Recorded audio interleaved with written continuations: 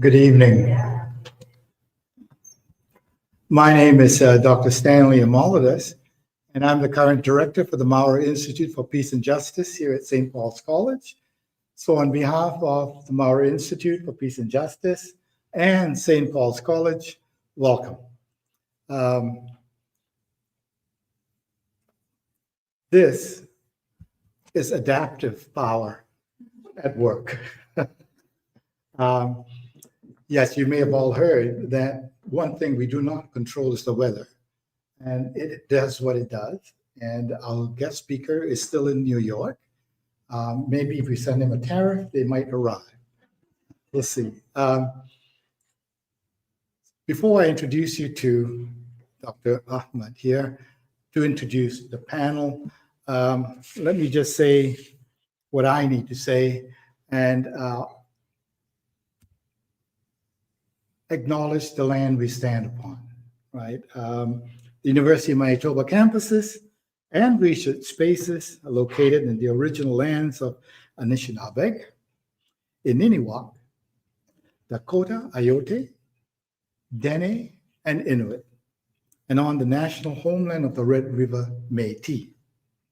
The University of Manitoba recognizes that the treaties signed on these lands are a lifelong, enduring relationship, and we are dedicated to upholding its spirit and intent.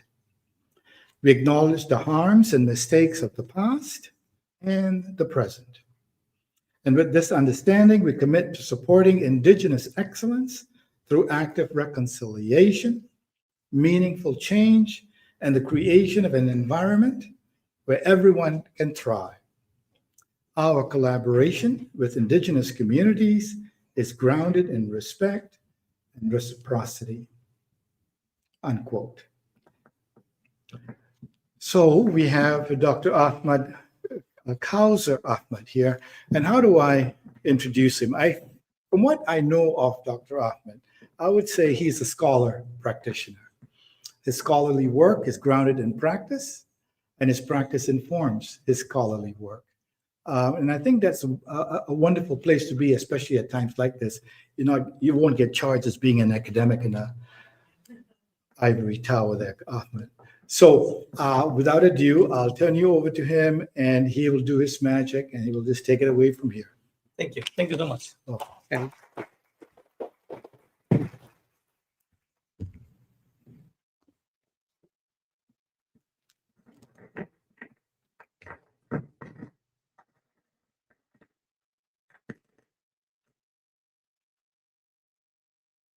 thank you very much. It's a little surreal today just to be standing here because we had to adapt so much in the past couple of hours. And we don't want to blame God, weather, Trump, anybody else. It is sheer our bad luck that our guest speaker couldn't make it from New York. Nonetheless, maybe all crisis has an opportunity and it has a silver lining. So we have such a wonderful panelist we are going to interact very shortly with. So my name is Kauser Ahmed, and I am the co-founder of Conflict and Resilience Research Institute Canada. Since 2017, we are doing research, advocacy, and knowledge generation on a number of topics of global and local significance. One thing is quite extraordinary today, this evening, talking about nuclear disarmament, abolition, and the danger of nuclear weapons. And of course, remembering the lecture in the afternoon, it is something that is not my expertise. I must be admitting this right now. But I became very interested because of David Newman. And David, our founder, advisor to the Institute, and also my mentor, he continuously encouraged us to understand the dangers of this menace and how to really prevent. David has spent considerable time of his life, and even as of today, in advocating the abolition of nuclear weapon, and hence this evening. I also would like to express my deep gratitude to Professor Dr. Mary Sharif, who is very kind, still hanging on with us till afternoon. So thank you, Mary, for your extraordinary support. And both these events were supported by Walter C. Newman Fund that is held in University of Manitoba's Faculty of Law. And Master of Human Rights program is a wonderful program, and I take this opportunity to promote the program as well. So with this little bit of introduction, what we are going to do this evening is as follows. First, definitely I'm going to say a very short bios of our esteemed panelists. And then we will watch a very short video. It's old, as you can see, the fonts, fonts give out the time when it was, so it's old, but very relevant, very, very relevant. So we'll watch this, is around 11, 12 minutes, and then we will get into our original business of interacting with our esteemed panelists, as you see here. So that is the all plan that we have. And finally, we have light refreshment. And again, we can gather together and what we have called today research talk. We will engage with our panelists and talk out what is going to happen in the next couple of maybe decades. Interesting is while driving back from my home here, I was intently listening what is transpiring in the world of nuclear things. And Truth Social, I don't know how many do follow Truth Social, but this is the breaking news today everywhere. So US has declared that they're going to test, and now all experts are being called to talk against this matter. But what is really interesting is that you have heard from Dr. Ida in the afternoon that this very announcement is actually triggering a lot of things. We actually don't know what is going to happen in the next couple of years. If really US, which has not tested anything after 1993, gets into testing something, then there will be, according to many experts today, there will be a war, a race, and subsequently, who knows what will happen. So this is a very dangerous time, and I don't know if Mr. Trump knew that we are going to have this session today, and why did he have that declaration, right? I mean, others would have not discussed this matter. But anyways, thanks to him, we are going to talk a lot, and we have panelists what to do next. So with this small introduction, let me welcome Leah Holla, former Executive Director of International Physicians for the Prevention of Nuclear War, Canada. Thank you. L.A. McDonald next, peace practitioner, master degree from University of Waterloo, national coordinator of Canadian Voice of Women for Peace. Linda Calafides, if I have not mispronounced, apologies. Teacher, educator, developed curriculum on anti-violence. Welcome, Linda. And last but not the least, but very, very important, United Nations guy. Rafael Pamalangan, again, apologize if I mispronounced. He's from Office of the Human Rights in the UN. And I think he's going to take most of the questions tonight, right? Because we are going to grill him, what are you going to do, right? So thank you so much once again. And we are going to start our panel discussion right after this small, short documentary. So if you allow us, we'll switch and then we'll start. Do you want to put this like that? Right.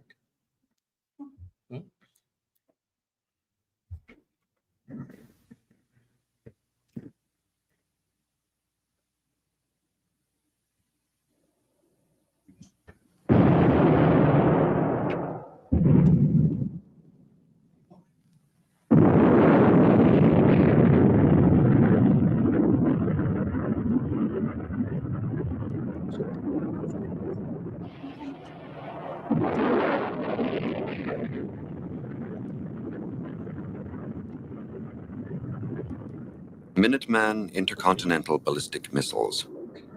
Each one carries 3 nuclear warheads. If this were the beginning of World War III, they would reach their targets in the Soviet Union in the time it takes to watch this film.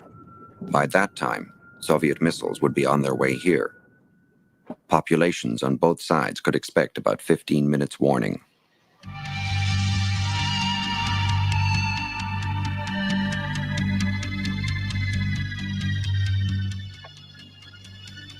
The Soviet Union has enough warheads in its strategic stockpile to strike every community in North America with a population of 2,000 people.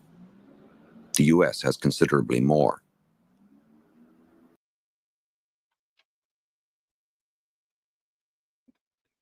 But this one is why it is.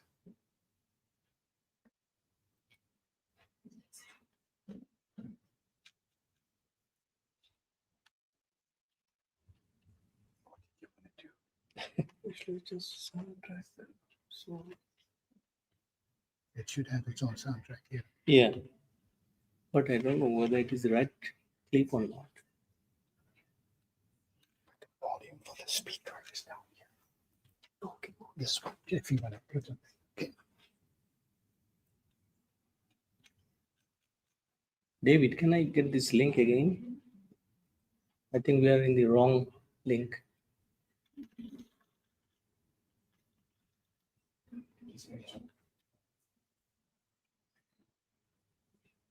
This is the 700. No, it's not. They weren't sure if they needed to leave another link. Yeah, it is not the correct link.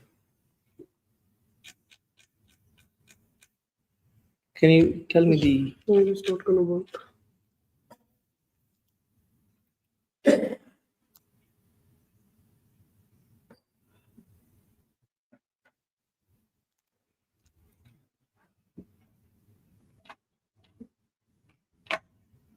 That's the This is the one? Yeah.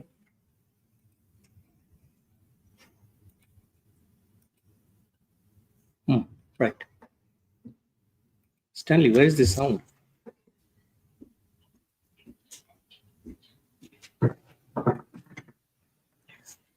Where is the sound? Yes, the sound, it's already. just minimize for a minute.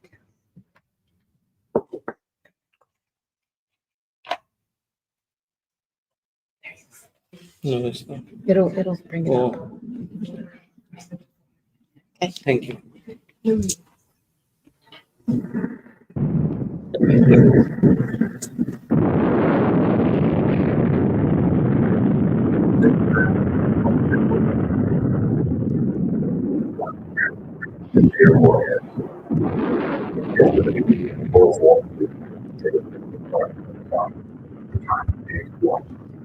Minuteman intercontinental ballistic missiles.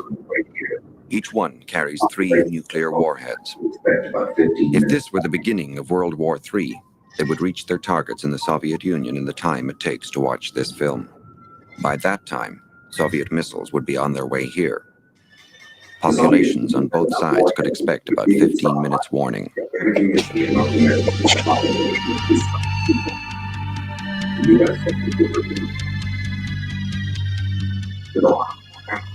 The Soviet Union has enough warheads in its strategic stockpile to strike every community in North America with a population of 2,000 people. The US has considerably more. Should all-out war come, there's a high probability that most people living in the Canadian West will find themselves in the front line. What if you can create your own website by saying, this is what I want? With Wix, you can. First up, let's talk about AI color schemes. You can get any combos you want, bold and bright, minimalist and sleek, or something you didn't even think of. Just describe the vibe you want, or without a communication and transportation system, Canadian economy can function. To begin with, any city with jet service is sure to be on someone's target list. An airport that can handle a DC-10 can service fighters and bombers. In the event of serious war, every airport on an Air Canada or CP Air timetable would necessarily be a target. Other likely targets are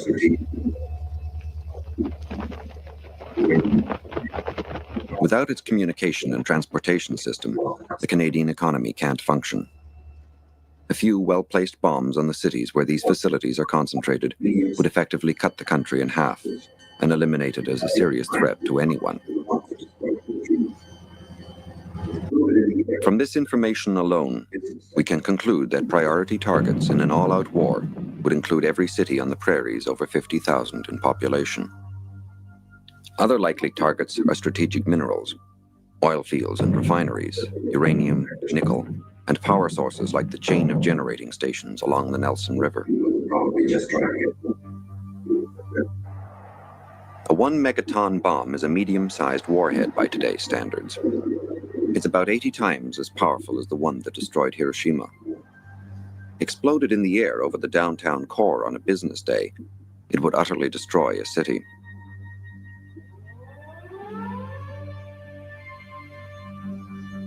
There might be 15 or 20 minutes warning, with no possibility of finding effective shelter. Most people would probably just try to get home, to be with their families. Few would make it.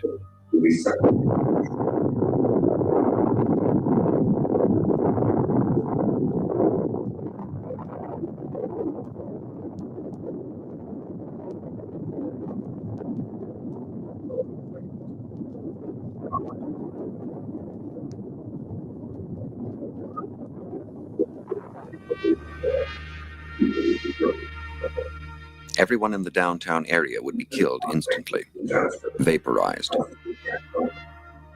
The dust that had been buildings, cars, and people would be sucked up into the mushroom to become fallout. This level of destruction would extend as far as 3 kilometers from the center of the blast. Inner city residential areas would explode in flames. Cars would melt. In the suburbs, paint would burn. Most buildings would be totally destroyed. People would be hurled into the rubble. Even as far away as the distant outskirts, houses would catch fire. Exposed flesh would burn. Anyone looking at the blast would be blinded.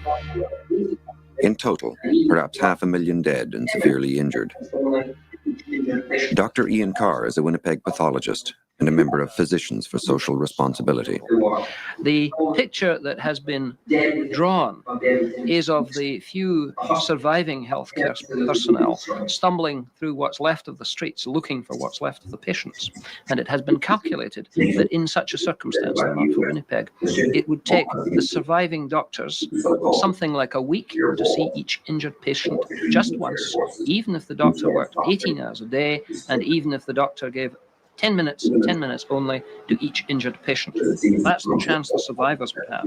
So when we talk of injured in a nuclear war, nearly always we are talking about dead within a week or dead within 2 weeks.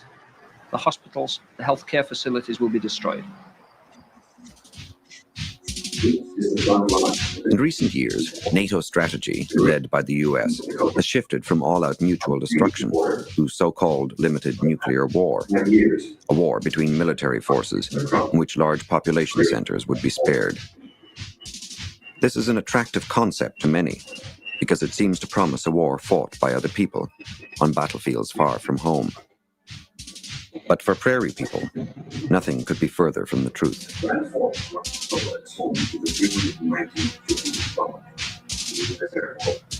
This is the front line of a limited nuclear war. The grain fields of North Dakota and Montana along the Canadian border. For the past 25 years, farmers here have been harvesting their crops amid active preparations for that war.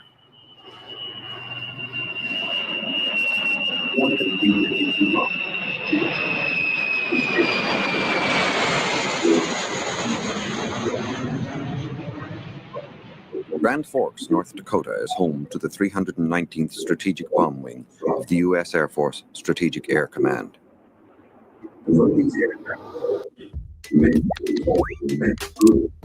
Help keep all your passwords safe. Choose Chrome to easily store your passwords. There are 4 SAC bases in Montana and North Dakota. The first object of any Soviet attack would be to make sure. A squadron of B-52 bombers and their fuel tankers has been stationed here for 2 decades, waiting for that one big day. The bomb bay of 1B-52 carries more destructive force than the total of all bombs dropped by both sides in World War II. And though these aircraft are old, in many cases older than the men who crew them, new techniques, new equipment, and new weapons make these planes a potent and continuing threat.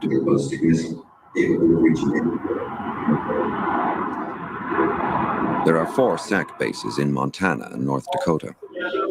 The first object of any Soviet attack would be to make sure their planes never got off the ground.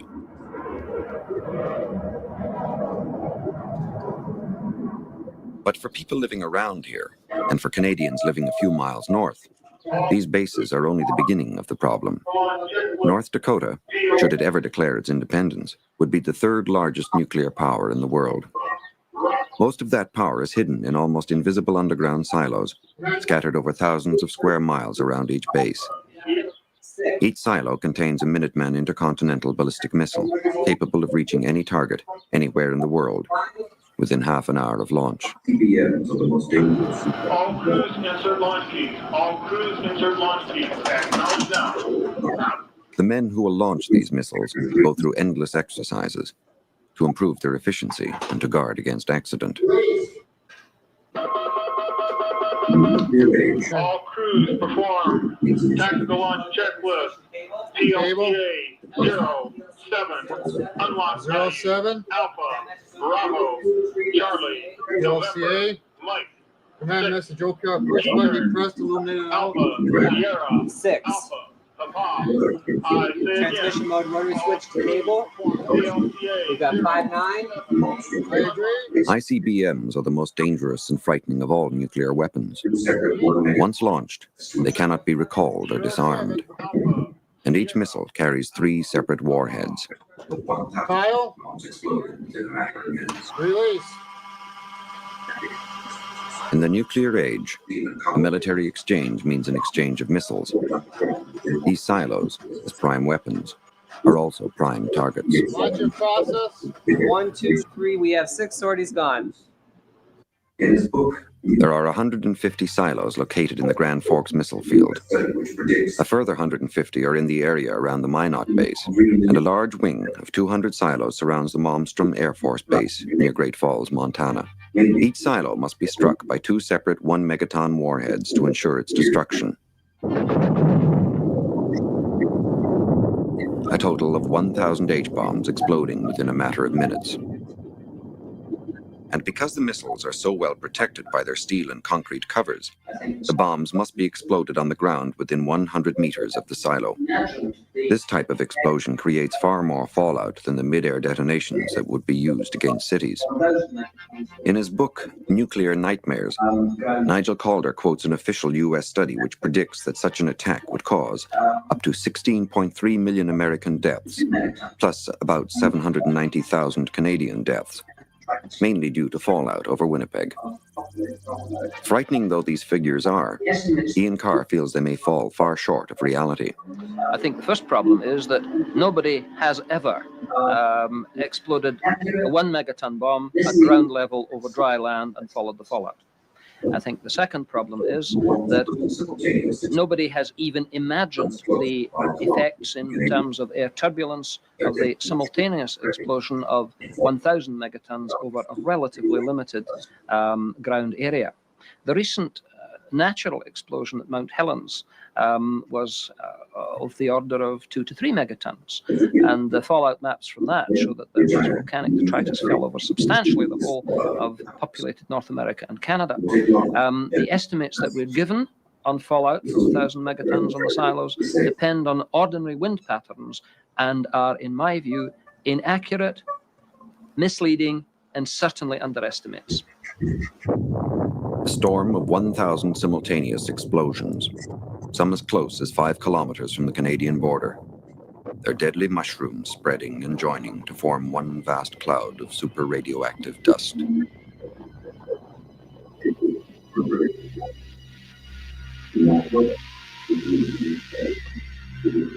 If the wind is from the south, Winnipeg, Regina, and even Calgary will begin receiving this fallout within hours.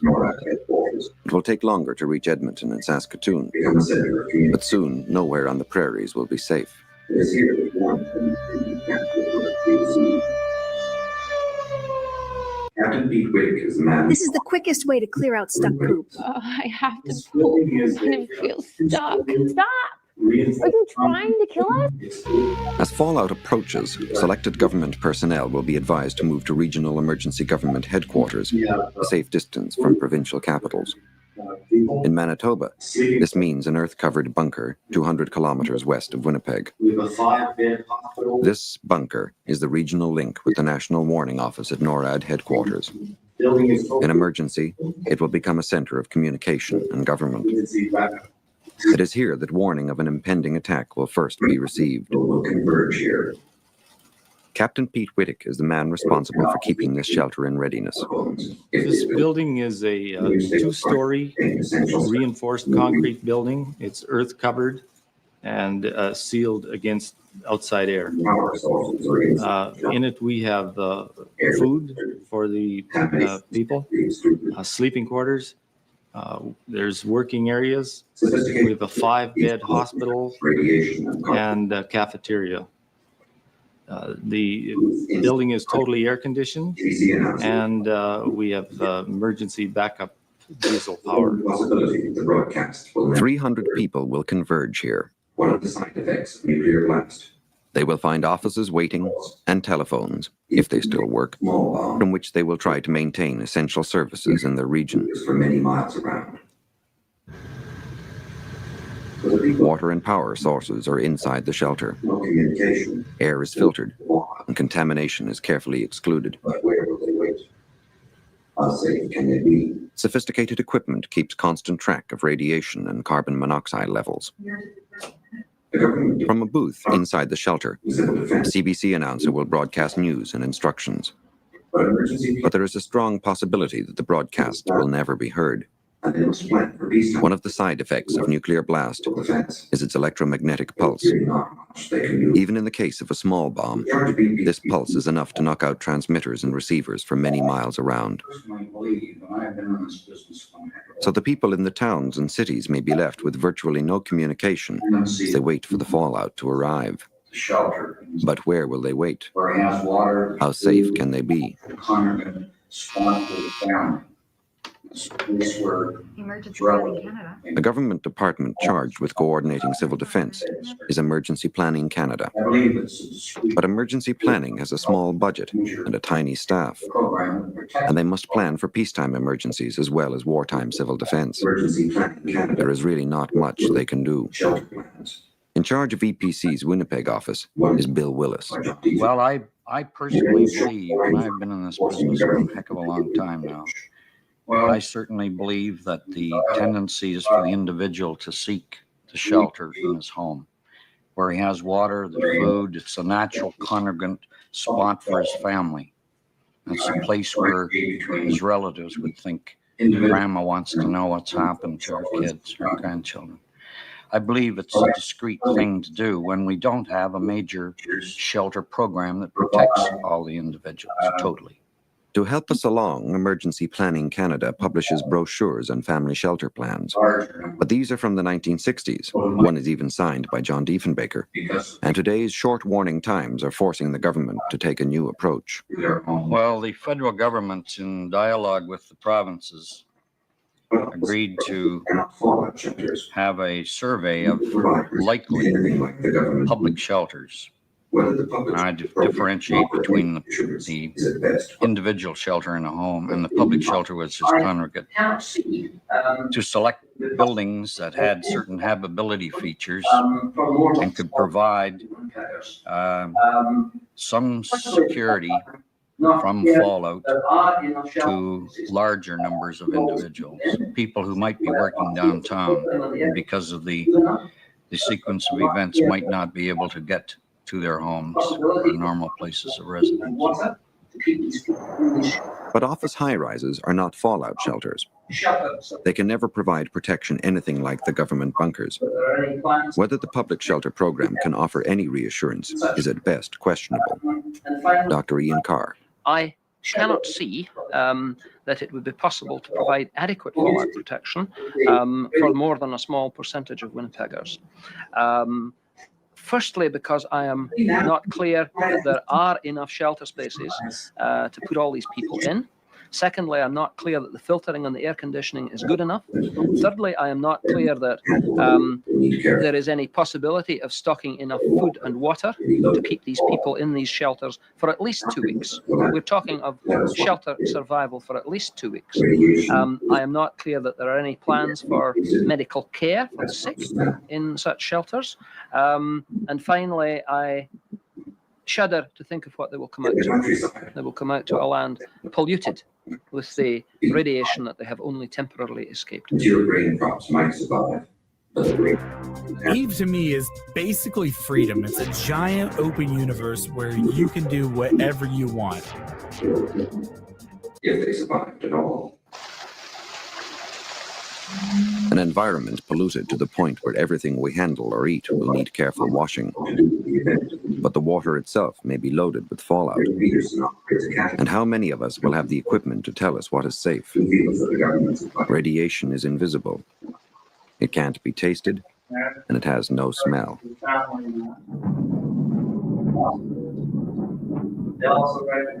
In the countryside, the fallout would descend on the soil and the crops needed to feed survivors. Mature grain crops might survive, but the grain would be contaminated. Leafy plants take up strontium-90 and would be poisonous to eat. So would cattle, if they survived at all. Agriculture Canada publishes a small booklet of advice to farmers on what to do in the event of nuclear war. Blaine Peterson operates a cattle feedlot in southern Manitoba. He feels that the government's advice is largely unrealistic and unworkable. They suggest in there head for recovery for your family and that, which is possible, I suppose. They also recommend you cover your livestock, cover your feed, even your water supply.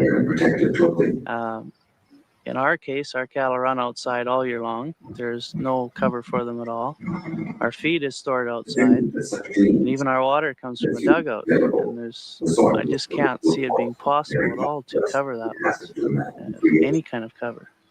But looking through the book, they also recommend you remove your topsoil to a depth of 2 to 4 inches. On a lot of our topsoil, we only have 6 inches of topsoil, and where you would put it, even if you did have the machinery to take it off, I don't know, and that's just not possible. Equipment left in the open will be covered with fallout. It will require careful cleaning by someone wearing protective clothing. Or cancer.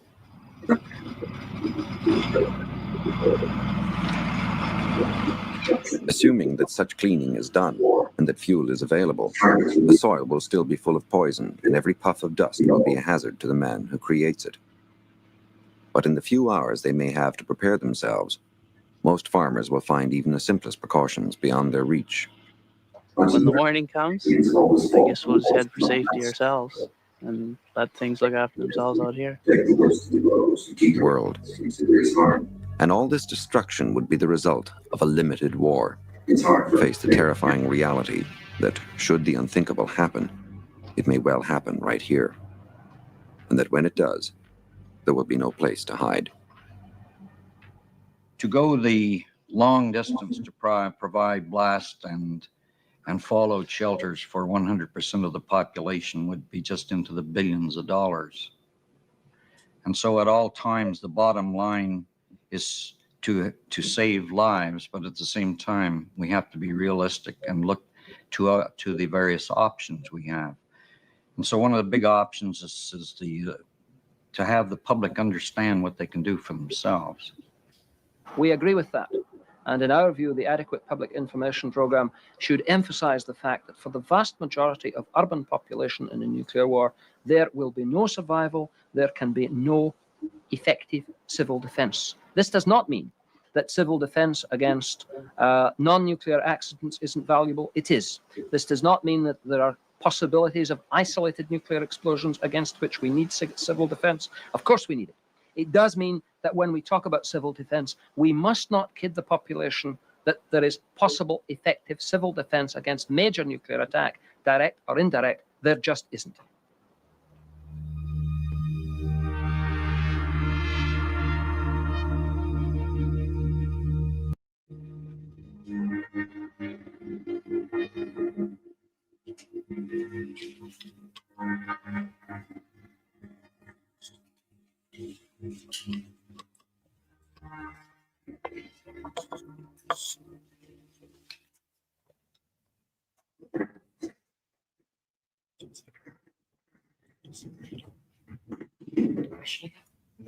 Thank you so much. If you kindly take your seat again. So now we know where to go. In case of nuclear war. I'm not sure is it still there. If any one of you can educate us, we are sure that tomorrow we can go there. But only 300, not over 300. My question, Kaiser, is would you in your position with the Department of Justice and Security be in that bunker? Okay. Privileged ones.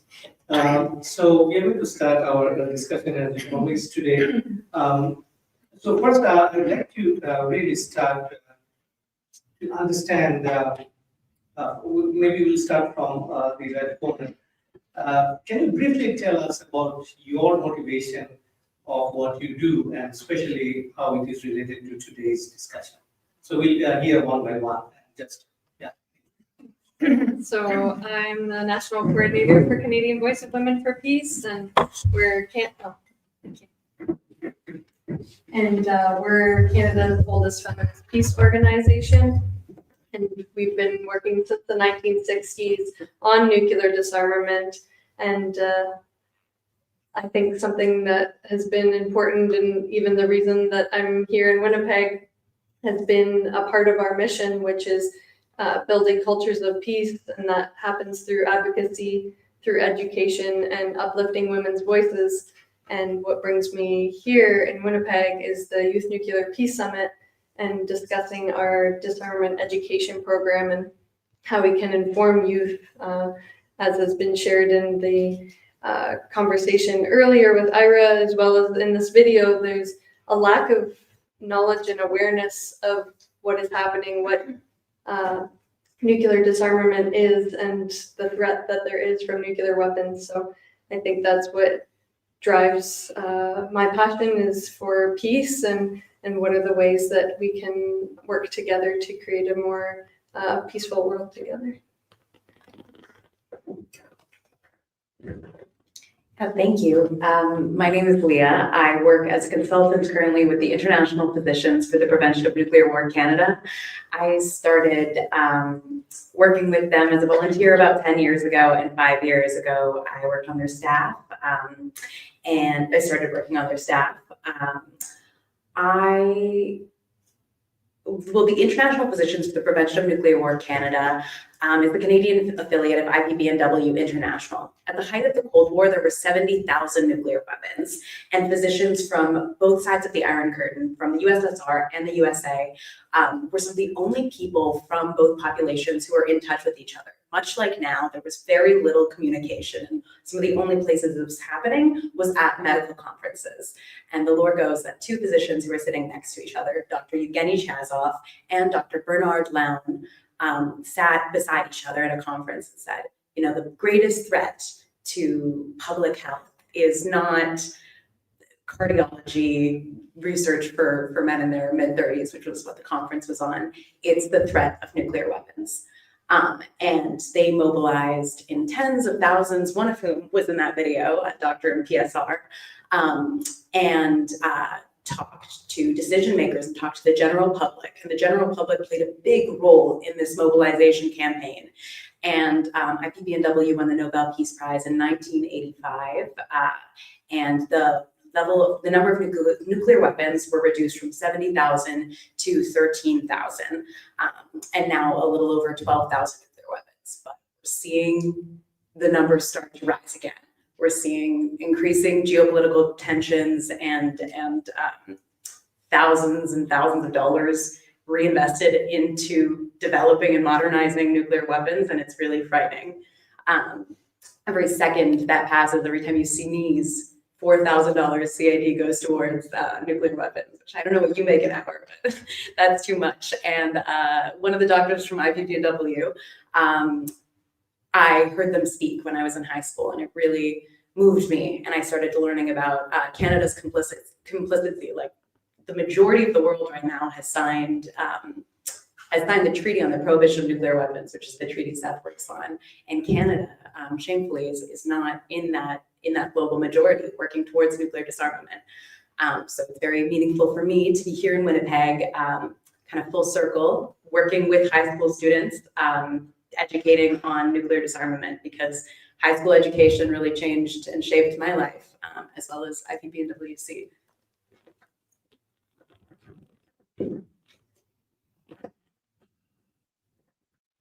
So here we are in Winnipeg, and there's a documentary about Winnipeg.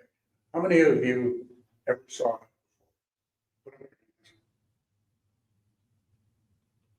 How many on this panel saw it? So I'm the only one that saw it. Isn't that amazing? And here it is, Winnipeg. I wonder, Stanley never saw it. Mary never saw it, right? Human rights, peace studies, right? In Winnipeg, right? Right beside all those silos, the bombers, right? So my motivation happened when Estelle Lamoureux, who's the person who operationalized the educational contribution to nuclear weapon abolition, sat in a meeting somewhere in Saskatchewan. It was a Rotary meeting. Rotary was Estelle was a Rotarian. And there was a young superstar from an Asian country, Silicon Valley, who was a Rotary giant in terms of educating the Rotary organization about implementing better websites.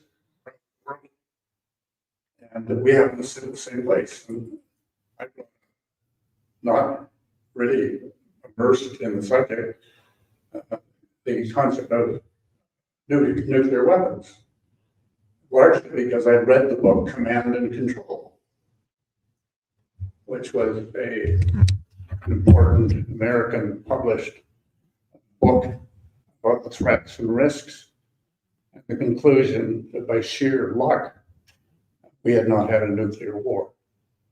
So I raised it with my young American right friend, and it turned out that despite his ability to understand it, he opposed anything to do with abolition of it, because it was seen by him to be a deterrent, and a deterrent that had prevented there being a nuclear war. So we got into a discussion. You could see Estelle going back and forth like in a tennis match, listening to these guys. And afterwards, we had a discussion not long after. And she said, David, we've got to do something about this. So that led to a number of things happening. And one of them was the law school in Manitoba then had a dean who was began deanship in 2016, came from the UK, but he was Canadian by birth, and became the dean of the law faculty. And his expertise was nuclear non-proliferation and deterrence and disarmament. I saw his resume as a lawyer in Winnipeg, and I saw potential for something to be done by University of Manitoba through the law school to address this issue. So he wanted to have lunch with me because I was the donor advisor for my late father's fund, the Walter C. Newman Fund. And he saw potential to spend that. His idea was, I'll give $1,000 of the $22,000 spendable income to each one of the professors. And they can do research in their discretion. And I said, you have the potential to be a great dean because you're going to make the professors happy because that fund has been sitting here not being spent much. But I have a bigger idea for it because I believe it should be spent on your area of expertise, and that's nuclear disarmament and abolition. So we agreed to get together. Long story short, 3 annual symposia were held at the Canadian Museum for Human Rights. And the first one was 2017, second one 2018, third one 2019. A publication of the papers written in 2017 were put in a hardcover book, including a wonderful paper, joint written by Mary Lou McFedrin, some bright young man. That was really explaining why Canada should support the TPNW and why it would not violate any obligations and responsibilities that they had in the NATO. And there are other wonderful papers in there. The book is available, I think it's Springer. And then in 2019, in the third symposium, and by the way, people came to the Canadian Museum from all over the world. Some of the leading people out of New York, the international lawyers that advise the Department of Defense, State Department, military, JAG representatives were actually in Winnipeg. And one of the persons had been the advisor to the German government, Department of Defense. So out of that conference in September, that dean of the law school participated in the first gathering of students and teachers for the first Youth Nuclear Peace Summit in 2019, which happened at the end of October of 2019. And it was a 3-day event. And that 3-day event produced wonderful alumni like Avinash Singh. Raise your hand. Avinash, who's since 2019 when he was there, has been supportive of the Organizing Youth Nuclear Peace Summit. And once again, selflessly, while he's a student in a demanding course at the University of Manitoba, has contributed all day today and will tomorrow, again, making the Youth Nuclear Peace Summit a success as he's done a couple of years prior. Roja Ali, another alumni from River East Collegiate,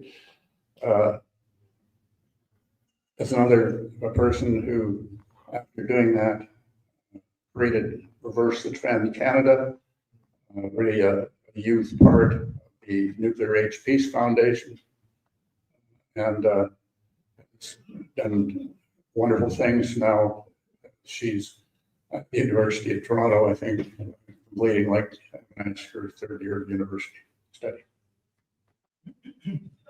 So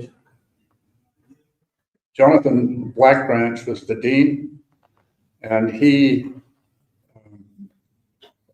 met with the students in the first go-round in 2019, and the teachers, and gave them the nuts and bolts of the Nuclear Non-Proliferation Treaty, 1970, the nuts and bolts of TPNW, and really the implications of having a nuclear war, the impacts of it. So we woke everybody up.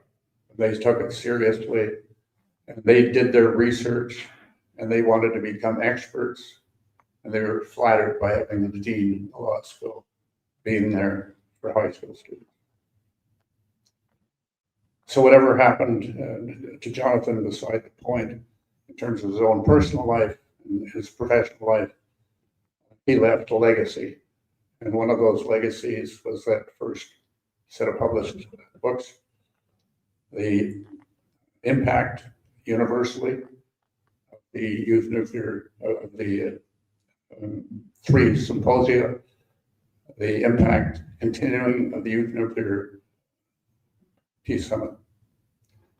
And here we are at the University of Manitoba, and to my delight, Mary Sharif and the Dean of the Law School are supporting us in making this happen and using the Walter C. Newman Fund to help make this happen.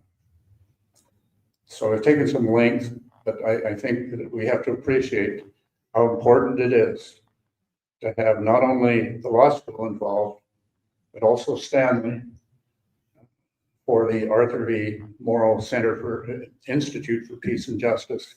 Here he's the director and somebody that is really reaching out to the community to deal with these kinds of issues. So thank you to both of you for refreshing and advancing the legacy built on what's been done so far. So thank you very, very much. Rotary International is my means to mainstream internationally, from local, national to global, the cause of persuading governments to abolish nuclear weapons. Thank you, David.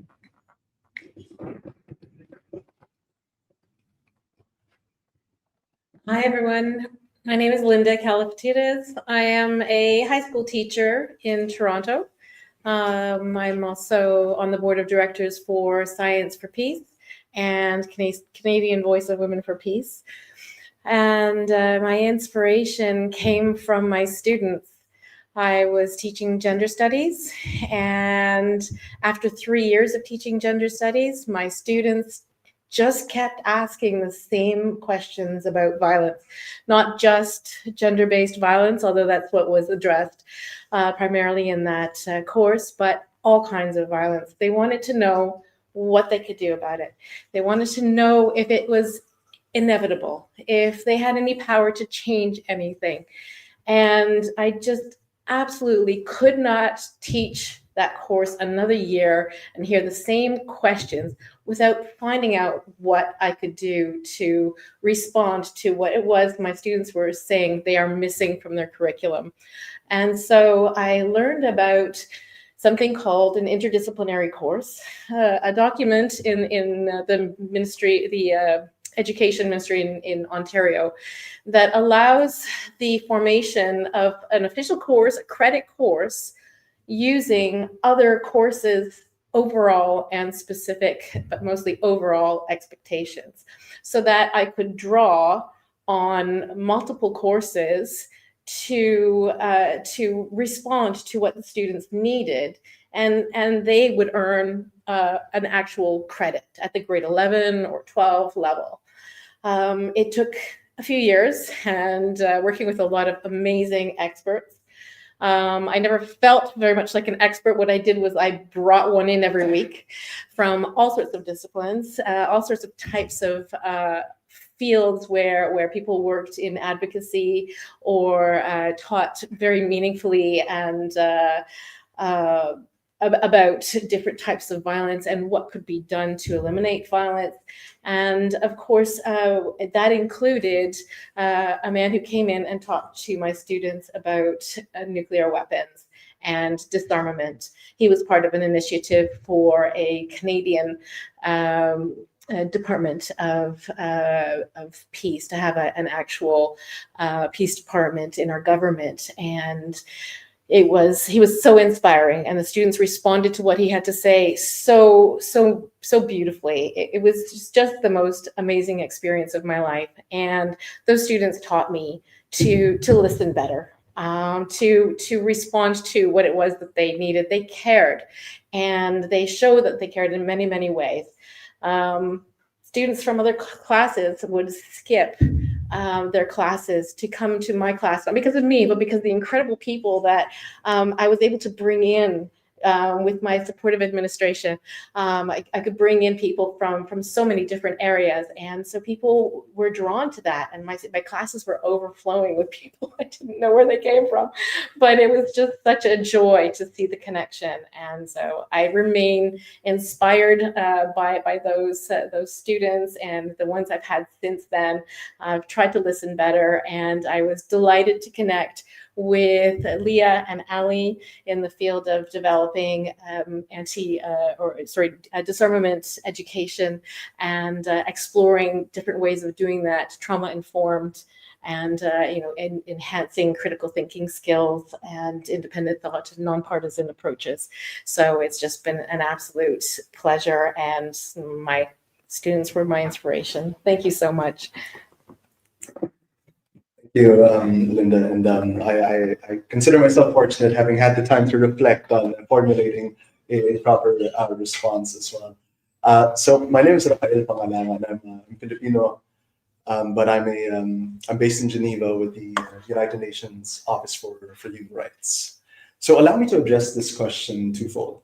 First, by looking at what drew me to human rights generally, and then I'll segue to what brought me to work on the issue of nuclear specifically. So I've been a practicing human rights lawyer for about a decade now. And this has been both a mix of practice and academia. And what each year has brought me closer to realize is not only to achieve a better understanding of law and its workings, but a better grasp of its law's limitations as well. And as a lawyer, what that tells me is that the law as a system should be used, sure, but that it is also one of limits, in which case the law should be used for good, but in many ways it must also be changed for the better. And that's what drew me to human rights, to use the law, but to, in my own little way, somehow move it towards a more equitable form, which is, I think, a continuing project, even within the UN system. Now that speaks to the human rights practice in general. Now what brings me here on the issue of nuclear? Well, a few years ago, a mandate was adopted by the Human Rights Council that requested my office to prepare reports and to engage in capacity building with the government of the Marshall Islands. I'll probably be able to speak on this a bit more later substantively, but suffice to say that from 1946 to 58, the US government had conducted 67 no-nuclear tests in the Marshalls with an explosive power equivalent to dropping the same bomb that was detonated in Hiroshima every day for almost 20 years. That's the amount of explosive power that was seen on those islands. And what we've been asked to do is to assist the Marshall Islands in addressing the human rights and environmental impacts. Now, what makes this particular mandate unique, and I think it also speaks to the thematic focus of this gathering now, is what we're trying to achieve in terms of the normative power of the mandate. And that is to look at accountability for the use of nuclear weapons and its testing. Much of the discourse, and rightfully so, has focused on the prevention. But we have come to the realization, much like for any situation of environmental degradation, that prevention is a part of the conversation, but so should there be a conversation on accountability when prevention has failed. Considering that the use of nuclear tests is no hypothetical, this is not only a future threat, but in fact something that we've seen already. The use of nuclear weapons around the globe, may it be in the Marshalls in Japan or in Algeria or Kazakhstan. It goes to show that there are lingering questions that need to be addressed, but also practices that could be good practices that could be emulated, bad practices that could be avoided, that could inform a global effort in addressing the long-lasting impacts of nuclear radiation. So yeah, I think I was, let me take a pause there, but happy to discuss further. Thank you so much. I think it's quite extraordinary. Our panelists, all diverse background. So happy to have you tonight. So here is my opening salvo to all of you, and feel free to jump in to answer. A very fundamental, basic question. We know that this is an existential issue, threat, if a nuke is exploded, and documentaries after documentaries. I mean, yes, we have not seen it, honest confession to David, but we have seen, I think, many Hollywood movies, and especially the last one, I think, just came out in the Netflix, is called The House of Dynamite or Dynamite House by Catherine Bigelow. So what do you think, having known that it's an existential threat, but we don't do nothing? And why over so many decades we have failed to really compel these 9 countries to really reduce and eventually abandon nuclear weapons? Why? Well, I'll take a first stab at that.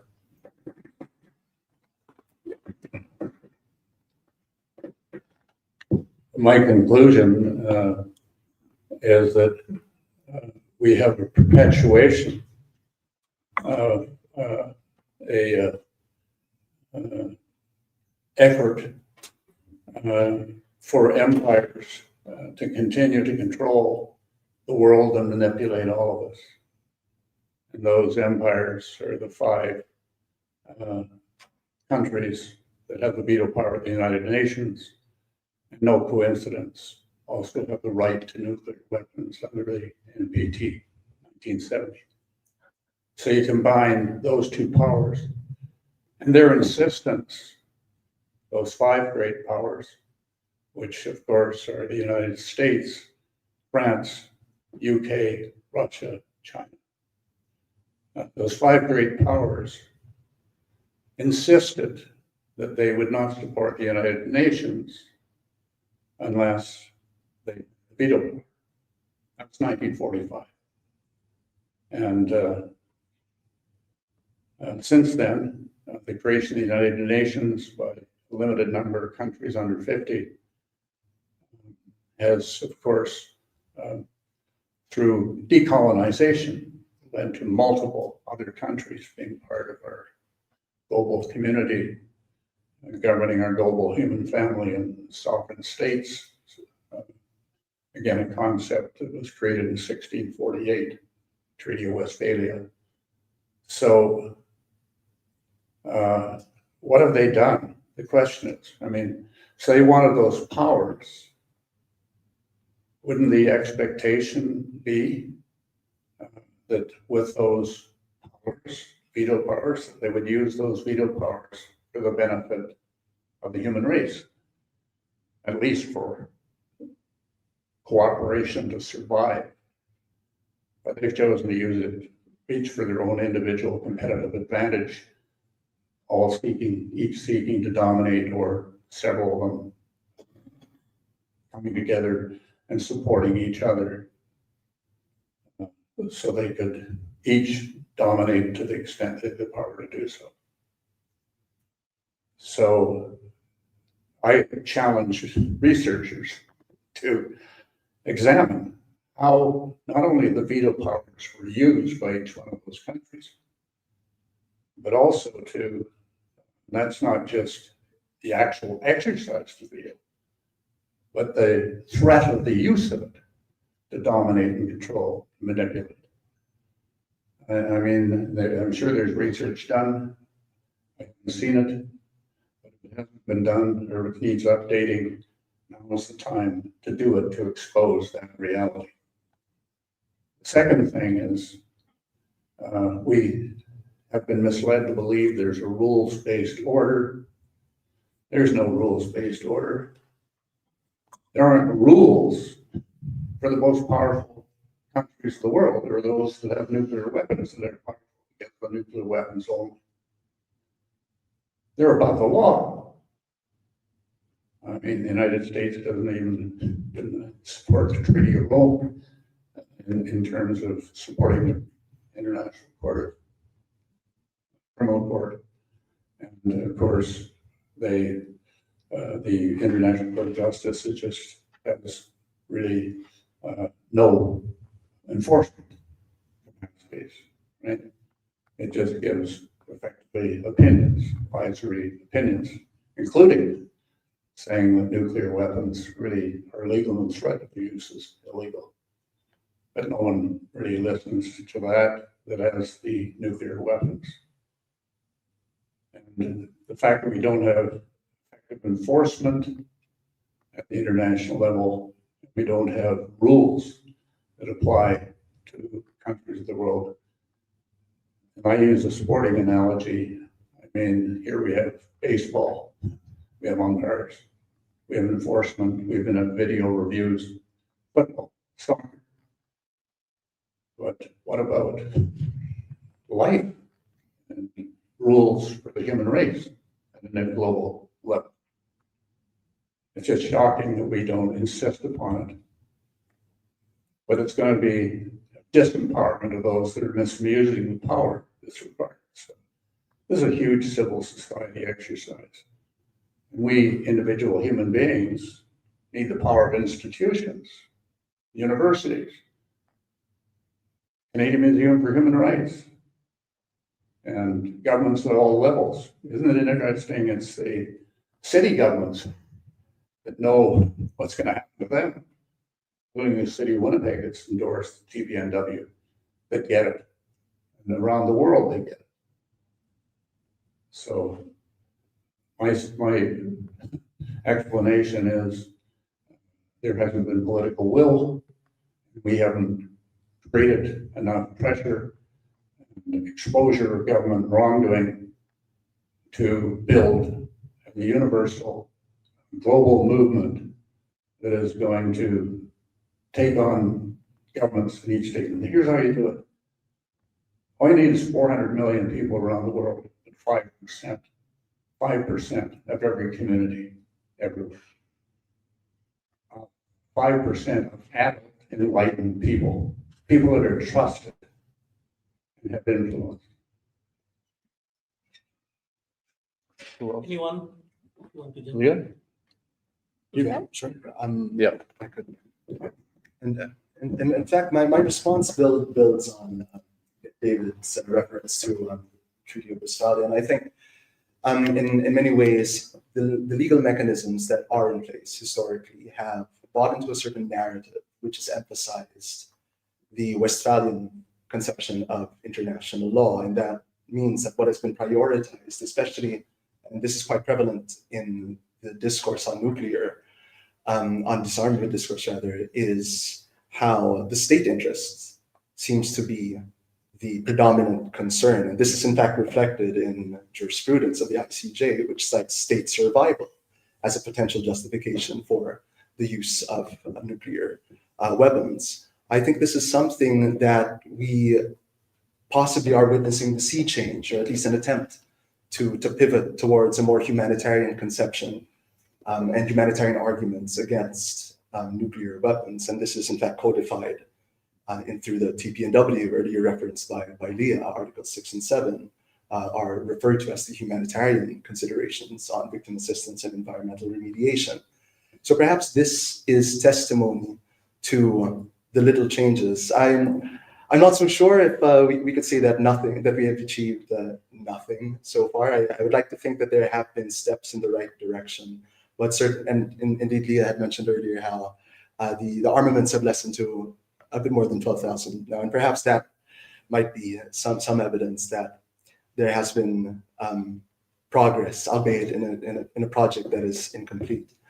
But perhaps by pushing towards this development of a humanitarian conception, one where it isn't solely a national security interest, but a humanitarian and human rights framework that's applicable in these conversations, might help push towards that right direction.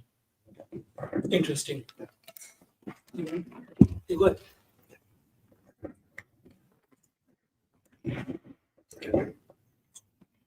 Yeah, I was going to say somewhat similar remarks to Raphael and build off of David, that I agree that a lot of the flaws, or the reason that we haven't seen disarmament of the 9 nuclear states, is because of the flaws, fundamental flaws in the infrastructure of our global institutions, but that we are seeing really creative ways in which other states and the majority of the world are using international structures to pursue progress nonetheless, really creative use of the General Assembly, of the TPNW, new legal infrastructure. We're seeing development of weapons-free zone, nuclear weapons-free zones. Every single state in the Middle East has been attending a conference for a nuclear weapons-free zone in the Middle East, which is something many people for decades said would never happen except for Israel. But we're seeing many new treaties and developments in international law despite the flaws in our infrastructure, and that gives me a lot of hope. On the note of political will, put up your hand if you went to high school in the past, maybe let's say 5 decades. Oh, not to discriminate, not to discriminate. Or okay, if in a what about, keep your hand up if you learned about disarmament before you were 15. What about 18? So no point, okay, so but for the large majority of people in the room, no point in their public education were they taught about what disarmament is. Disarmament can't become a reality if people don't even know the word. There can't be a mass campaign if the first time they're learning about it is through media, especially media that's not necessarily designed as pedagogy to give agency to folks to act in the world, but just, I'm very glad that there is media, the rise of Oppenheimer, the new Netflix series. I am grateful that those conversations are starting, but that's different than pedagogy designed to give agency. Also, when you hear about these topics for the first time, especially in graphic detail, it's really easy to shut down if it's not done in tandem with, here are things you can do about it. Here are democratic structures that exist and things being done at the international level and by Rotarians and by doctors, and I'm not a doctor, but and by women's group and feminist organizations. Here are ways you can get involved. You know, if the work towards a nuclear weapons-free world is everyone's job. It's the job of every lawyer. It's the job of every inhabitant of planet Earth, because it's our duty to protect this Earth. So yeah, I guess lack of education and infrastructure, but I still think there's hope. Thank you. No. Okay.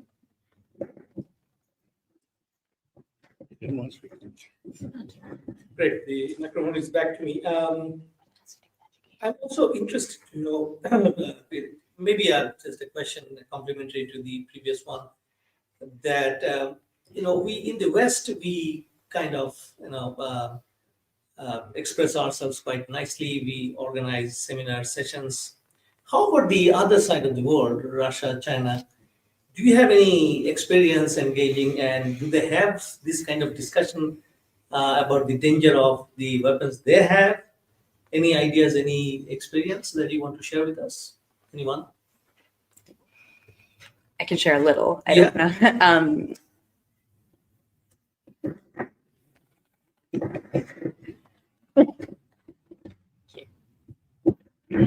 There's a Russian affiliate of IPBNW, and I was not present at the Congress, but they just concluded their IPBNW just concluded a World Congress in Nagasaki about 3 weeks ago, of which a formidable amount of the Russian affiliate was present.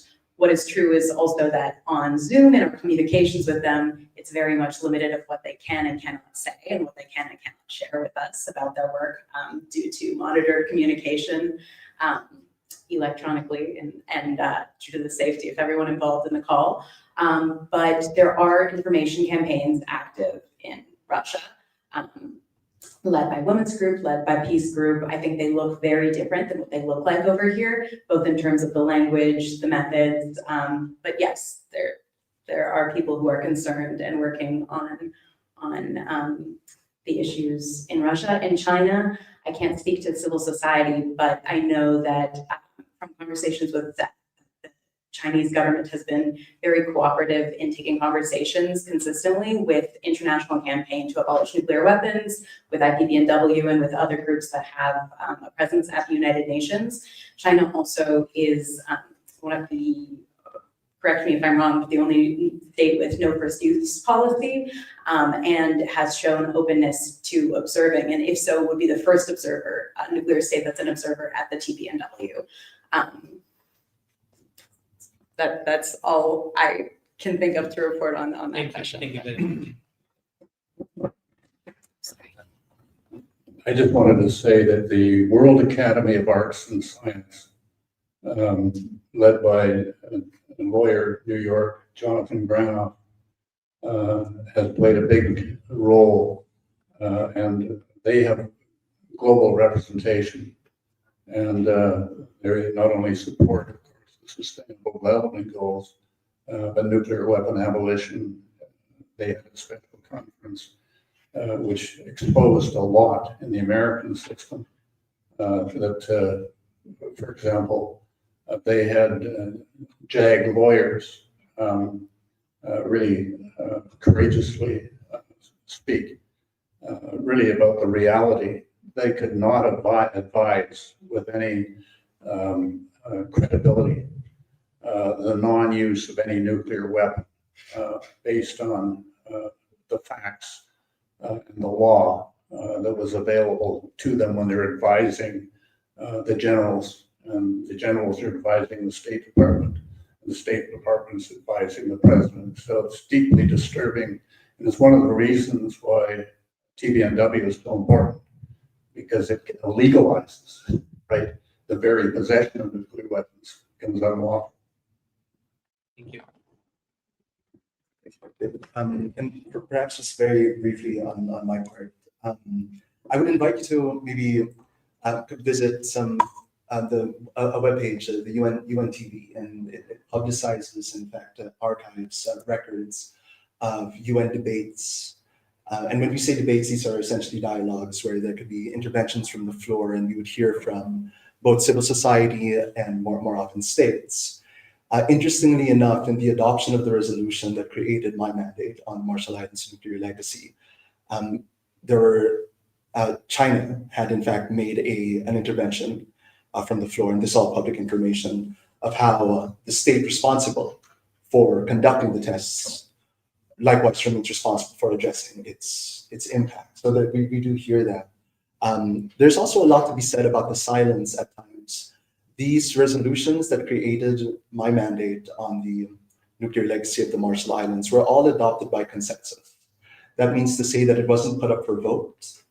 And arguably, this would communicate some level of support, or perhaps at least the lack of objection to it, and perhaps a case may be made from that silence as well. Yeah. Thank you. I'm just I'm cautious about the time, but before we move on to my last question today, and then we'll take questions from the floor, I'm really interested and curious to know more about the Marshall Island and the environmental impact and the role of human rights in this whole year.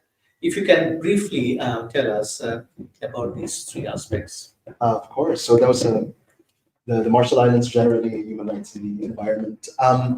Yeah, perhaps I could address this in one sweep. And so the Marshall Islands government were the ones behind the core group that created and lobbied for this resolution.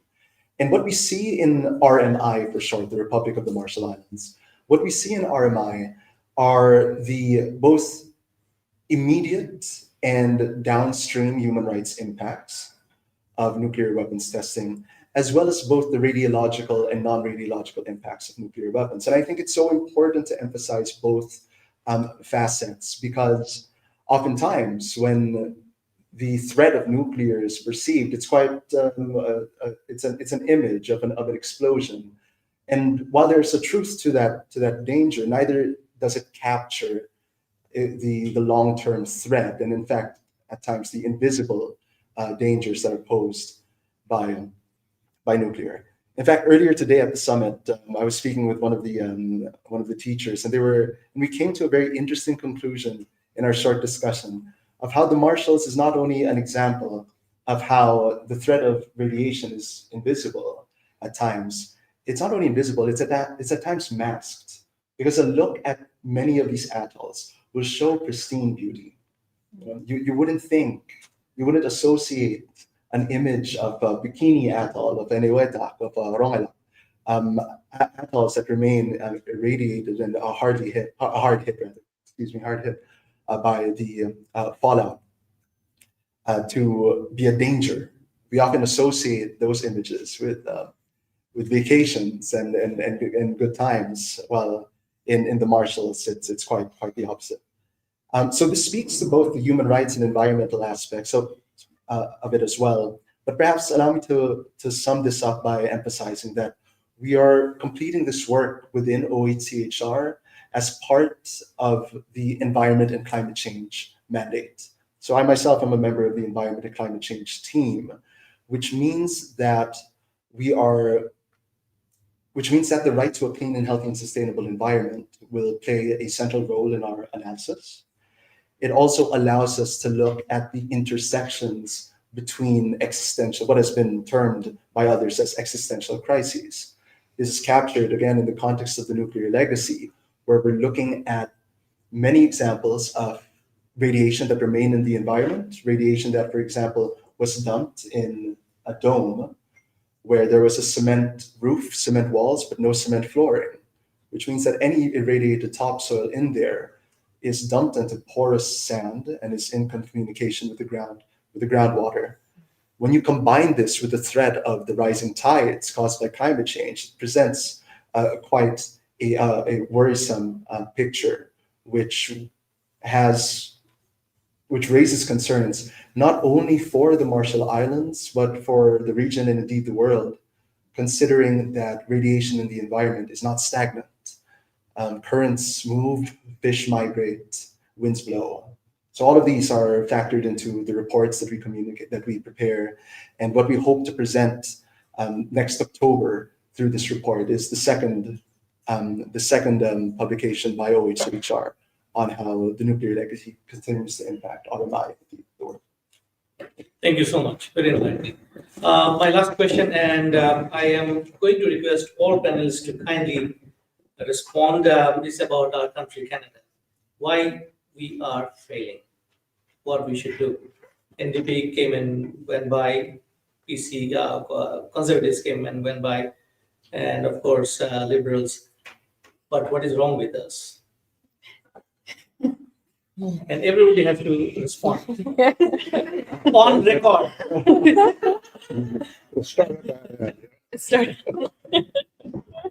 Strategic voice of women. No. What's wrong with us?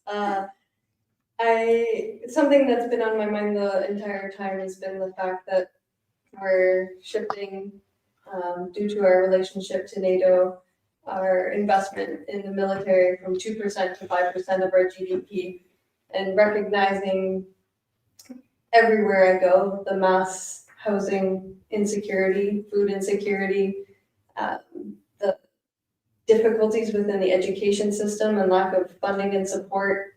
There's a lot, I think, that we can think about that money could go towards instead of the harm towards others.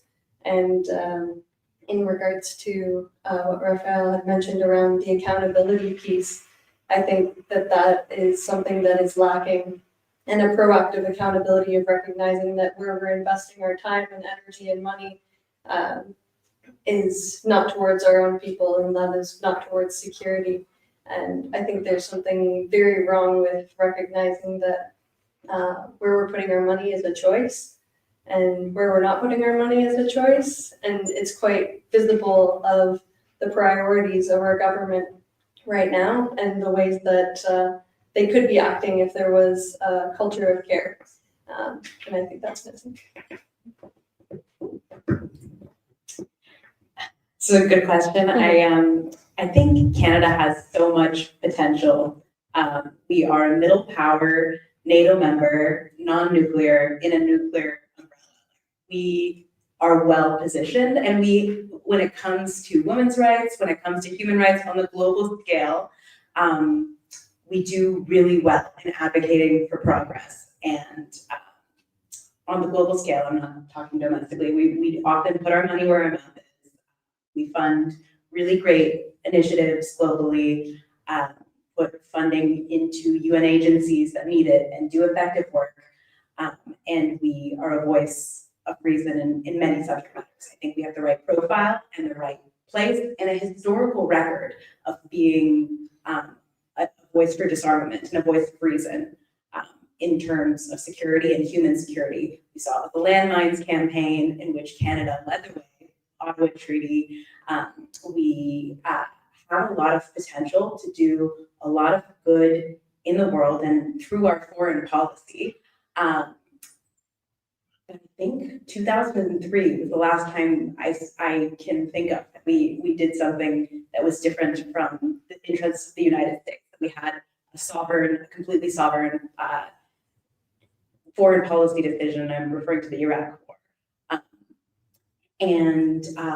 Yeah, I really hope that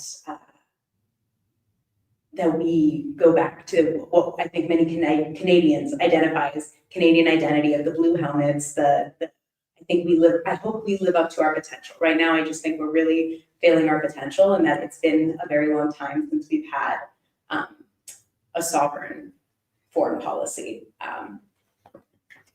Thank you.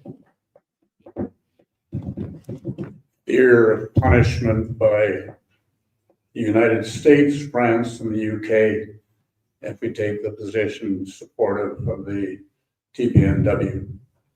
Secondly, the failure of any leadership at the political level, provincial or federal, to effectively challenge and educate and inspire all Canadians of the kinds of truths that we saw in this documentary, as old as it is. I mean, what capacity do we have? I mean, the magnitude of the threat. You heard Ira Health and the consequences. I mean, why do we have to bring people in from out of town? Why isn't this dealt with in our universities? Why isn't it dealt with in our, we're obviously trying to get it dealt with in our high schools. By hosting this here, we're trying to get it dealt with in our University of Manitoba and the University of Winnipeg, Canadian Mennonite University, right? University de St. Boniface. So, and the third reason I believe is we have a fear of losing an election. Losing an election, we take a moral stand for the benefit of the whole world. And we have fear that our own people are too selfish and too self-interested and won't make any sacrifices like soldiers do in war. Make sacrifices as citizens, why are we challenged to do it? Without risking our lives, but simply reducing perhaps our livelihoods a bit, right?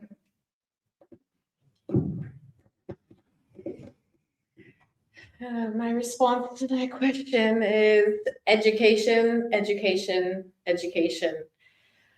We have this incredible, passionate source, which, thank goodness, the summit, the Youth Nuclear Peace Summit, has beautifully encouraged and given the opportunity for those young people to be exposed to everything that they get to see, witness, and participate in this week. But the passion of the students who want to solve these problems, who want to learn how they can develop their agency, both individually and globally. I mean, it's palpable. It was palpable in that gender studies class. It was palpable in that class when I had the guest speaker, Mr. Rob Atchison, come and talk about the initiative for Department of Peace and how he told me that whenever he spoke to a room full of adults, they would all look at him like Department of Peace. But when he spoke to a room full of youth, they would say, "You mean Canada doesn't have one?" And that just speaks volumes. And so if our education system could respond to that desire, that passion to see that change, to the capability of all those young people, if they gave them that opportunity through our education system, which some people are doing amazingly, but clearly there's room for improvement. Thank you. Yes, I mean, you are welcome to comment on Canada if you have time. Actually, look, considering that I'm here in my official capacity, I'll need to perhaps hedge my answer one way or another. But allow me to emphasize this, that even in our work on a nuclear legacy created by the US government in the context of the Marshall Islands, we do see the role of other states as well. That includes Canada, that includes the Philippines, that includes everyone. Because under the framework of human rights, there's the duty of international cooperation. And something that we're exploring, and something that has been in fact explored in other fora, such as the conversations of the First Committee and the committee in TPNW led by Kazakhstan and Kiribati, is how the duty to address the impacts of nuclear radiation does not necessarily rest on the state responsible for conducting those tests to begin with. I think this is quite informative as to how we would think about responsibility in the past, which could be described as a very tortfeasor claim. It's the person who caused it that has the responsibility to pay. Yet what we see in these more recent conversations is a more expansive understanding of responsibility that goes beyond fault and recognizes the tripartite duties of human rights to respect, protect, fulfill, to end with a period, and does not have a asterisk that attaches as well if you had caused. And I think that's something that we hope to see from Canada, but of course from the entire community of nations. Thank you very much. But just on a word of caution, we might frustrate you. So this is audience time now. Any questions, folks, if you have energy? Yes, please go ahead, sir. Hello, thanks everyone for coming here today. I really enjoyed all the questions and answers today. So I wanted to ask a question regarding the TNPW. It's a discussion after the morning session with Professor Hoffman, and it came up to this. So in a NATO setting, what could the countries who are currently holding US nuclear weapons can do in regards of TPNW? Can they sign it? What would happen if they sign it? And would the nuclear weapons in US bases would have to be taken away?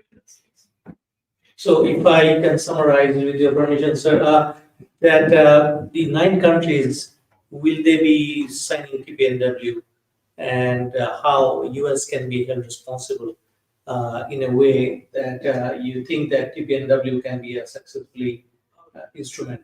No, I was asking the NATO countries who are holding United States nuclear weapons in United States military bases if they sign the TPNW. Including Germany, right? Yeah. Right. So what about the NATO countries, those who are housing nuclear weapons of US, and if they would be able to sign TPNW? Any comments? I just wanted to make one clarification. Tim and Wallace, Wallis, an American out of Massachusetts, has written a book called Nuclear Abolition. And actually there's a copy I put on the registration desk tomorrow. Just take a look at it. And it's about a strategy led by the US to gain support country by country in a strategic way by signing the TPNW. And his point is, signing it doesn't mean you're legally obliged, not until it's ratified. So the US could even sign it, right? So signing is not, it's the ratification, which of course is then political accountability, right? But if you're meaning political accountability through signing, ratifying, and then introducing it in domestic law, that's another question, right? But the whole process should start in Canada by observing, going at least and being an observer at these first state party meetings, and then, frankly, saying we're going to sign this, and then signing it. Right? So the answer is yes, you can do it, in my opinion. Thank you. Any further questions? Eric, yes? I don't have a well-formulated thought, but I would appreciate if it says any merit. But we think that holding nuclear weapons and the threat of it, that imposes on civilization. And we say that's not itself illegal. But we do have international law that says you can't use something disproportionately against civilians in a war. And if this weapon is basically to create an existential threat, how can that not be a proportional problem to the point where it is illegal? And therefore, we have a legal basis for saying you just can't have these. And we've got to figure out now how to unwind them. I think it's a question for the UN, no?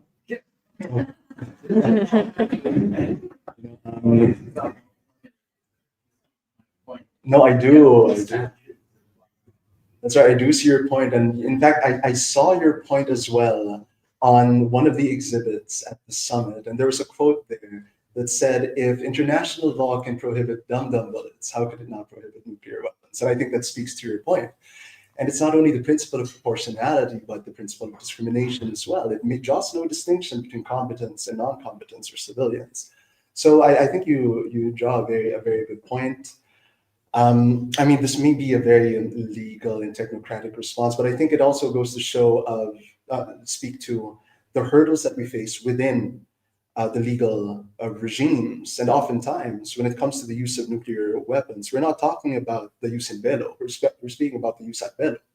And this principle of proportionality and discrimination doesn't come into play just yet. But I mean, that's a technocratic response, one I give that I'm not necessarily convinced by it either. But I know that that's the response that has been made. Again, as a legal response, and it's given by the JAG lawyers, is that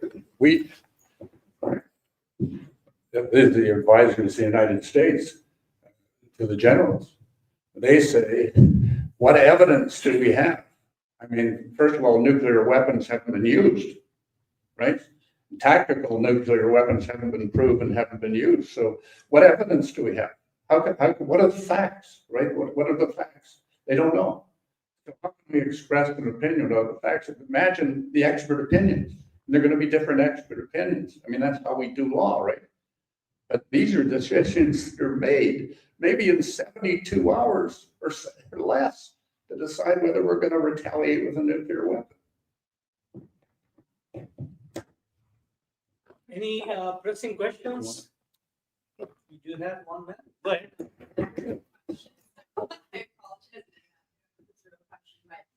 When you had mentioned like the school curriculum, I went to school where I didn't know about nuclear disarmament until truthfully like today, like the real topic of like learning about it.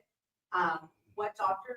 Ira Helfand had mentioned during his presentation earlier today, he had said, no one wins in nuclear wars, which is true. So my question is, if those 9 states, all those leaders are well aware of the like repercussions that will follow if they do use these nuclear weapons. So why is it that they do not want to have any sort of conversation to kind of mediate that or like get around and disarm all of these nuclear weapons? And why do they continue to create them and also support this when they know that if anyone is to use it, that's the end for everyone and no one's going to win out of that? So what is the angle or like the rationale or even motivation to continue studying and researching and creating these nuclear weapons?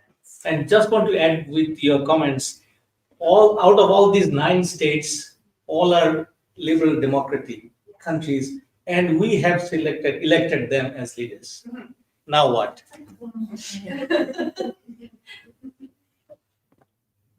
mean, I could offer half-baked thoughts, but if somebody else wanted to go first. No, you go. Okay. Yeah, I mean, okay, I'm speaking, kind of taking my IPDNW Canada hat off for a second.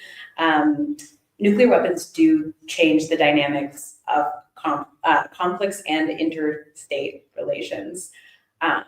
One thing that came up in a meeting I was in on Canada and US relations a couple weeks ago is, do we think the US would be acting this way towards Canada or threatening our sovereignty or border if we had a nuclear weapon?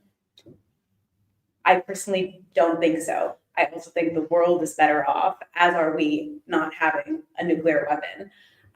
I think that there's this, I don't think that nuclear weapons are this mystical, magical thing. I don't think deterrence makes us safer. I think humanitarian impact of nuclear weapons and talking about what they actually do is how we work towards the world we all want, a world in which we are safe, a world in which we are secure. But I think that it's also what we're up against is also the reality that nuclear weapons change the dynamics of interstate relations. And I think we're going to have to work really hard to convince the 9 nuclear states to give them up. Thank you. We would like to wrap up because we have another session. So just to scare you folks. If it is not very pressing, I would request you to hold on because we are going to engage in a research talk right after this session. And you can ask the question to the panelists. Folks, thank you very much for being with us. And we're going to wrap up as we have declared. But I don't think we have come to any common consensus today with all these discussions because it is so tough and we don't know where to really get to a conclusion of any questions or for that matter. But that is a starting point, and I think this discussion is important.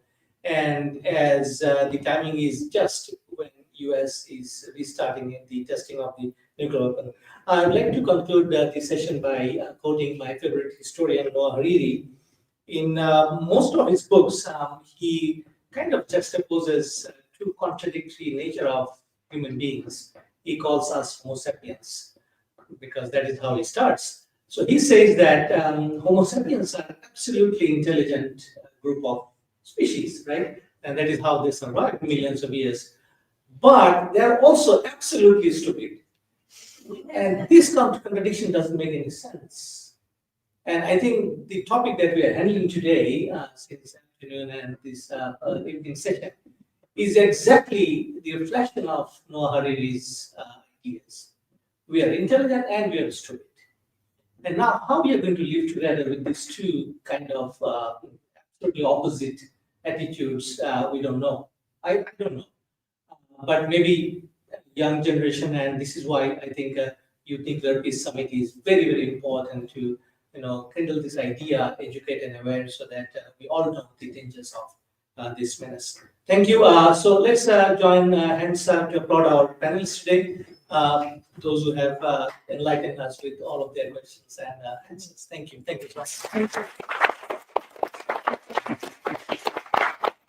And we'd like to move to the dinner, light dinner that we have arranged, the courtesy of Professor Dr. Mary Sharif and Walter Human Fund.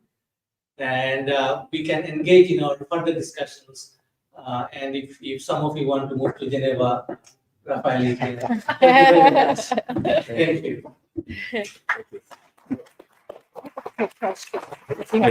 Sure. Thank you. Correct me if I'm wrong. Did Reagan change his tune after watching? Yeah.